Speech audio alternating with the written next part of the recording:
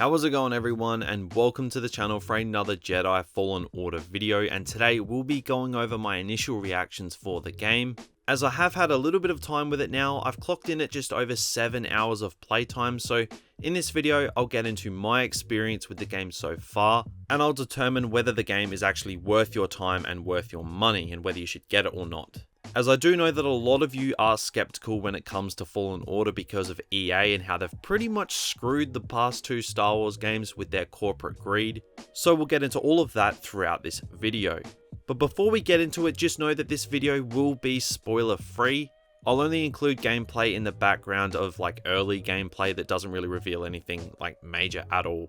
Because there are already enough, sad life people just trying to ruin the game for everyone by spoiling the game. I've already had one element of the game spoiled for me because of a subscriber of all people deciding to, run his mouth on the channel's community tab. So yeah, don't be that guy.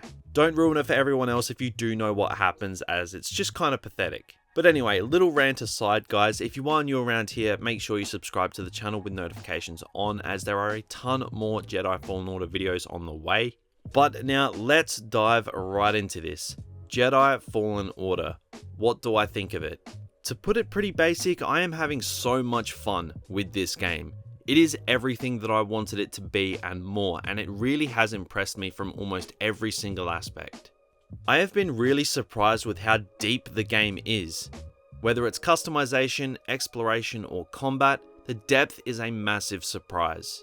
The game isn't just a Force Unleashed ripoff, so anyone who is still for some reason sitting there saying that it is, it's time to wake up, because it is so far from a Force Unleashed game that it's not even funny.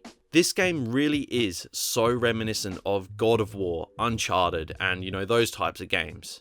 It takes all of the best concepts of those games and puts a Star Wars twist on it with a new Star Wars story and Star Wars elements. Now, you can't just button mash your way through enemies like you can in The Force Unleashed, which I am really grateful for. The combat is more about defense and timing and understanding your enemy's attack patterns. It brings a real tactical element to the combat, and I've actually died a lot in this game, and I'm playing on Jedi Knight difficulty, which is just the normal difficulty. Now, to put that into context, when I played the Battlefront 2 campaign on normal difficulty, I think I died a grand total of once. So this game is definitely a little bit more difficult and does have a learning curve. Now also, just something worth noting, I have been playing on PC, and I will say this, I do recommend that you do use a controller if you are on PC, as there are some parts of the game where the keyboard and mouse setup just, makes things 10 times more awkward than it needs to be. So the controller is definitely the way to go, despite, the gameplay in the background being mouse and keyboard, but oh well. Now, one thing that stood out to me instantly, and those of you who were tuned into my live stream where I played the game for the first time, you'll know that the graphics of the game really actually surprised me. When we saw the early gameplay for this game, the graphics didn't look the best, but this game, dare I say it right now, it looks better than Battlefront 2 and most things that the Frostbite engine cooked up. Now, Battlefront 2's campaign was average in my opinion, but the graphics and cutscenes were second to none. But Fallen Order matches that and sometimes actually exceeds the graphics and presentation. I normally get bored with game cutscenes, but I am hooked every single time there is one in this game, because they are so good to look at. They are so crisp, they're smooth, the graphics are unbelievable. Now, Cameron Monaghan, he is so good as Cal Kestis, and I am loving the little bromance with him and BD1. Now, BD1 isn't annoying or useless, and that was actually a worry that I was going to have, that he was purely there just, because cute little droids have to be everywhere. But he's actually really important to most of the gameplay and exploration, and he's actually really funny and really cute, so I'm loving that so far. As for the exploration, it is not very linear at all. You really can do your own exploring. I spent nearly 3 hours on Zeppo, and I didn't even need to be there for that long. Like, I could have been out of there in half an hour, but I just wanted to keep exploring all of it. I will definitely go back there, as there is a lot there that I have to unlock with new force powers, so that's a massive plus for the longevity of the game. It's obviously not going to last forever, but for the game, and a game like this, it actually does have some longevity because of the way they've designed things. Now let's talk about the customization for a second. The customization has really impressed me so far. I didn't think we'd get as much customization as we have actually gotten. We can customize Cal's outfit, whether that be his poncho or his outfit in general. we can customize BD1, the Mantis, and of course, the lightsaber. Now I do have the deluxe edition, so I have that orange lightsaber, which is pretty damn cool, I'm not gonna lie. I have been using it a lot, it's probably on in the background footage. And the green and blue options that you get for the lightsaber straight off the bat both suit Cal very well.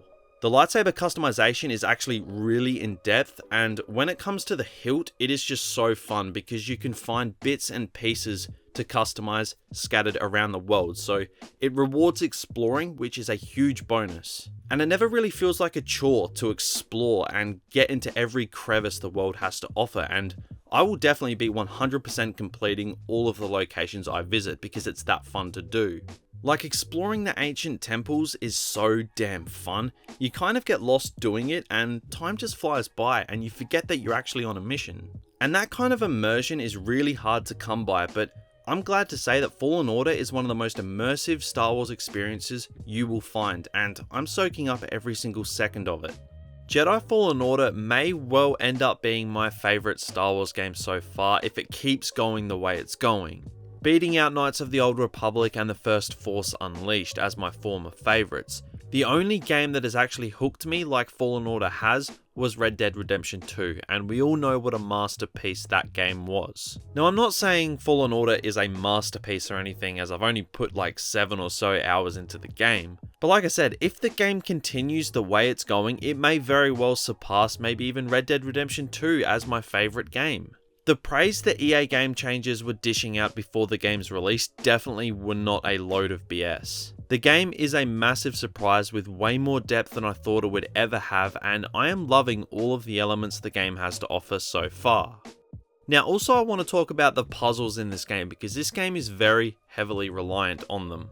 They have been pretty challenging without being that hard that I've had to give up and go to Google to get my answer and find out how to do them. But the puzzles in this game definitely make you think and make you do some exploring to try and figure them out. And if all else fails, BD1 can actually help you if you get stuck, which I thought was a pretty cool addition. Now, the small boss fights you have are actually more fun than I thought they would be.